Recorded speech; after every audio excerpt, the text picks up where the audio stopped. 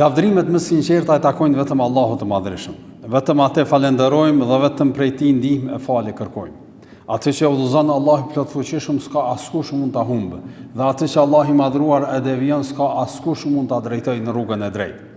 Dëshmoj e deklaroj se nuk ka asnjë Zot që meriton të adhurohet me të drejtë, përveç Allahut, i cili është një i vetëm, nuk ka ortak. Dhe dëshmoj e deklaroj se Muhamedi sallallahu alaihi wasallam ishte i dërguar i tij i fundit, i cili na përcolli këtë shpallë, Kur'anin famlar. Salavatet dhe selamet, lavdërimi dhe paqja qofshin mbi të, familjen e tij, shokët e tij dhe mbi të gjithë ata besimtar musliman që pasojnë rrugën e tij dhe udhëzohen me sunetin e tij deri në ditën e gjykimit. Të nderuar vëllezër besimtar, në takimin ton të fundit së bashku folëm për një hadith madhështor, një hadith të cilën e kemi përmendur se dietarët musliman sqarojnë se është një prej haditheve më gjithëpërfshirëse të Islamit. Pra, fjala ishte për hadithin ittaqillaha haythu ma kun. Përkthimi, ke frikë Allahun kudo që të jesh, pastaj pasoje veprën e keqe me një të mirë që ta fshi atë dhe sillu me njerëzit me moral të mirë. Aty mësuam se vërtet besimtari nuk e lidh fenë e tij me momente të caktuara, as me rrethana të caktuara, as me ditë të caktuara. Pra, nuk është besimtar vetëm në xhami, as vetëm në Ramazan, por vërtet është besimtar në çdo rrethanë edhe në çdo situatë.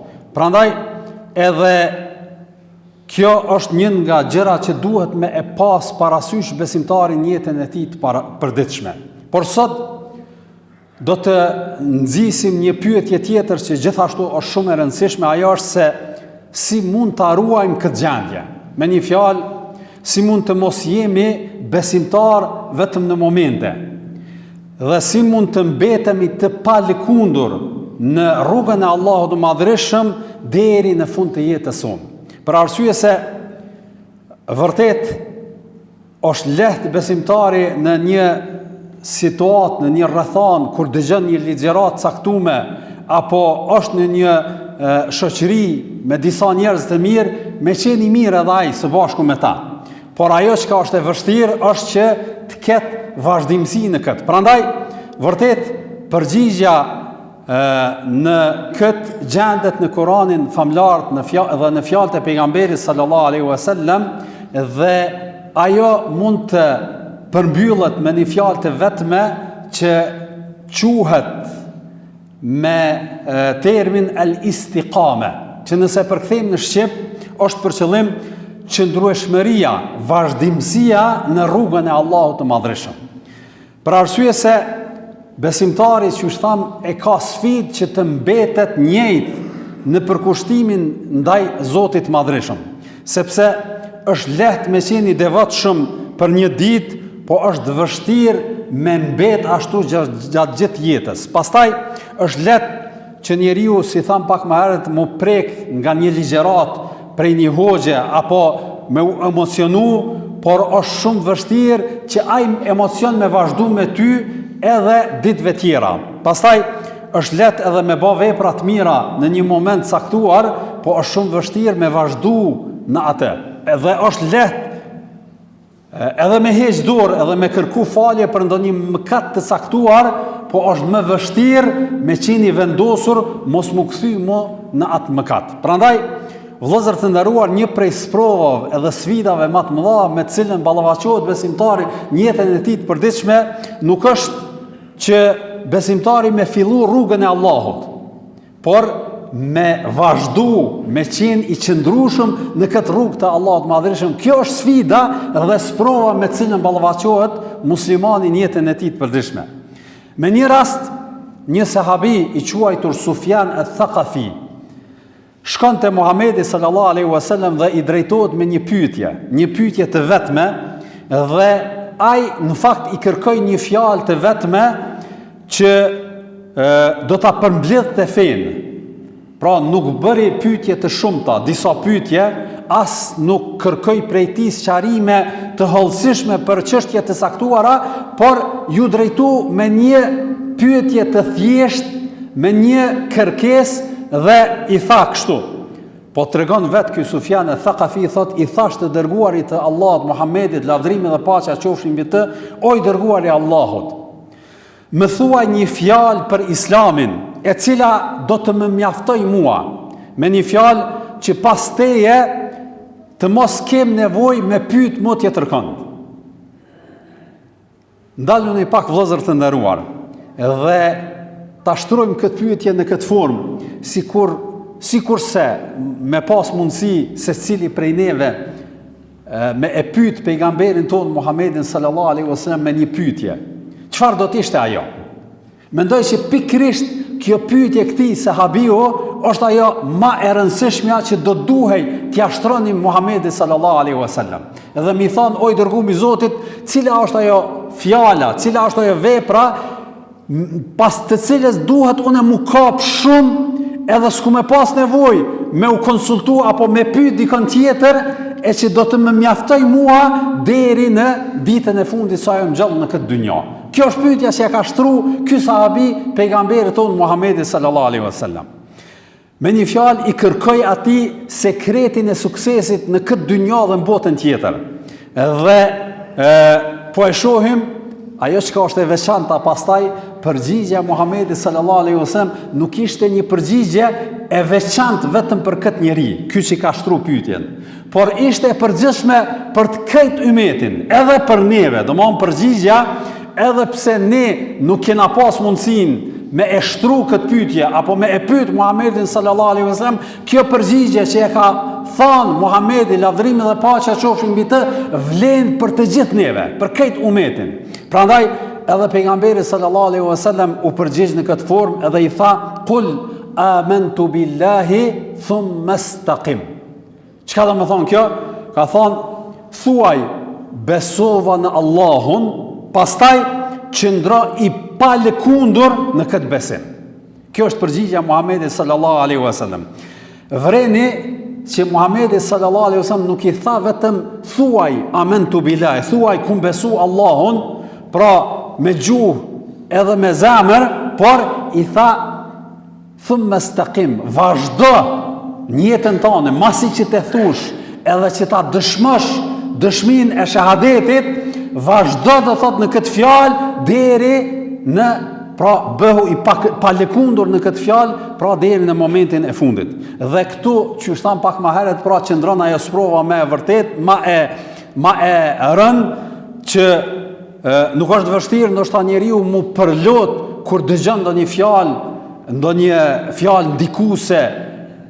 Mundet me ndodh kjo, me rrok emocioni edhe mu e ndi veten që me u përlot, por ajo që është e vështirë është që njeriu me pas vazhdimsi në adhurime ndaj Zotit Madhreshëm. Dhe kjo është sfida e vërtet. Pra të vazhdosh i palëkundur në këtë rrugtim tek Allahu i Madhreshëm. Edhe ky është pra kuptimi i istiqames. Pra vazhdueshmëria, kontinuiteti, qëndrueshmëria në rrugën e Allahut Madhreshëm, pra fillimisht me dëshmu me gjuhë dhe me zemër, amantu billahi, kam besu Allahun, pastaj me vazhdu në çdo situatë edhe në çdo rrethon. Për këtë shkak, vëllezër të nderuar, kjo fjalë al-istiqame, kontinuiteti, vazhdueshmëria, pra nuk është një fjalë që vetëm thuhet në vetvete, por është një metodologji, është do të thotë një veprimtari me cilën duhet me u karakterizu besimtari në jetën e tij deri në frymën e fundit në këtë dynjë. Për me kuptu, vëllezër të nderuar, edhe më mirë domethënien e kësaj, do ta përmeni edhe një rast nga koha e Muhamedit sallallahu alaihi wasallam. Ajo është se një ditë Ebu Bekri radiallahu ta'ala anhu e ka pa Muhamedit sallallahu alaihi wasallam, edhe vreti në flokët e tij, do thot në mjekër dhe në flok, vreti se kishte Muhamedi sallallahu alaihi wasallam disa çime të thinjura. Edhe në jetën e Muhamedit sallallahu alaihi wasallam ai ka ndru jetë ashtu siç e përshkruajnë sahabët fizionominë e Muhamedit sallallahu alaihi wasallam, nuk ka zbardh tërësisht. Vetëm i ka pas disa flok të thinjura, madje disa prej sahabëve thonë 10 apo 20 fije, jo më shumë. I kishte të thinjura. Ebu Bekri e ka vrejt Muhammedin sallallahu alaihi wasallam këto fije të thinjura, edhe i drejtohet nga dashuria, edhe rahmeti, edhe afërsia që kishte me këtë person Muhammedin sallallahu alaihi wasallam, edhe i thot: "O i dërguar i Zotit, ja Rasul Allah, qad shibte, o i dërguar i Zotit, vërtet, domethënë ke fillu me uthin, domethënë kanë fillu flokët më të zbardhë." Edhe çka ja u mërmendja, çfarë ishte përgjigja Muhamedit sallallahu alaihi wasallam, nuk u përgjigj me ndonjë përgjigje me thënë që vërtet më kanë lodhur luftrat, telashet, rrethanat, situatat me të cilat është ballavaçu në jetën e tij të përditshme, që ndoshta secili prej neve do ta thoshte ky, gajlet e kësaj me çka ju ballavaçu, telashet, sprova që i kum pas e kështu me radhë, nuk u përgjigj kështu. Por çfarë tha pejgamberi sallallahu alaihi wasallam? Tha: "Shejebetni Hudun wa akhawatuha." Çka do të thonë? I ka thonë Ebu Bekrit, thot, më kanë thinjur surja Hud dhe surët e ngjashme me të. Pra, më ka thinjur surja Hud dhe surët e ngjashme me të. Dhe ulemat në përgjithësi kur shpjegojnë këtë thanje të pejgamberit sallallahu alaihi wasallam, thonë, sikurse Kurtubiu në tefsirin e tij, thot se vërtet arsyeja apo përgjigja Muhamedit sallallahu alaihi wasallam që i atribon se arsyeja e thinjes së tij ishte surja Hud, është për faktin se në këtë sure gjendet një ajet në cilën thot Allahu i Madhërisht: "Fastaqim kama umirta." Dhe përkthimi i kësaj është: prandaj fastaqim, qëndro i pa lëkundur, i pa, pa hequr dorë në ashtu që je urdhru, pra në këtë fetë të Zotit të Madhërisht. Edhe tregon edhe Abdullah ibn Abbasi në një rast, thot, nuk i ka zbritur të dërguarit ton Muhamedit sallallahu alaihi wasallam ndonjë ajet më i rëndë dhe më i vështirë për të se sa ky ajet që e ka urdhru që me qenë i pa lëkundur dhe me pas kontinuitet, vazhdueshmëri në ato gjëra me të cilat Allahu i Madhërisht i ka zbrit dhe është për qëllim në fenë e Zotit të Madhërisht. Prandaj edhe kanë thënë ulemat, vërtet kjo është do thotë ky është ajeti i veçantë, shkak i të cilit pejgamberi sallallahu alaihi wasallam është thënë për shkak të kujdesit, për shkak të përkushtimit që me çun vend këtë istikamet, pra këtë palëkundje, këtë vazhdueshmëri, këtë qëndrueshmëri në fenë e Zotit të Madhërisht. Për këtë shkak, vëllezër të nderuar, pra e shohim që al-istiqame, qëndrueshmëria në fenë e Allahut, nuk është një vepër që bëhet një herë, po është një vepër me cilën duhet me u karakterizu besimtari në çdo moment, në çdo situatë, në çdo rrethon, deri, që thënë pak më herët, në frymën e fundit në këtë dynjë. Nëse ky urdhër, pra e rëndoi pejgamberin ton Muhammedin sallallahu alaihi wasallam, i cili ishte njeriu më i mirë, më i dallumi, më i veçantë nga krejt njerëzimi, atëre si do të duhej të ishte derti jon, gajla e jon që me çun vend këtë urdhër të Allahut të Madhërisht, për arsye se ky urdhër vlen edhe për neve ashtu siç është ka zbrit për Muhammedin sallallahu alaihi wasallam. Prandaj vërtet besimtari nuk duhet, nëse don me erujt istiqamen, nuk duhet të mashtrohet pas veprave të mëdha të rastësishme, që i bën aty për aty edhe me thonë, ona Allah kum bë këtë punë e me u krenu atë, por vërtet sekreti i suksesit që dran në këtë vazhdueshmëri. Prandaj edhe thot pejgamberi sallallahu alaihi wasallam në një hadith: habbul a'mali ila Allah, veprat më të dashura te Allahu i Madhërisht janë ato që kanë vazhdueshmëri, pra që i bën vazhdimisht edhe nëse janë të pakta.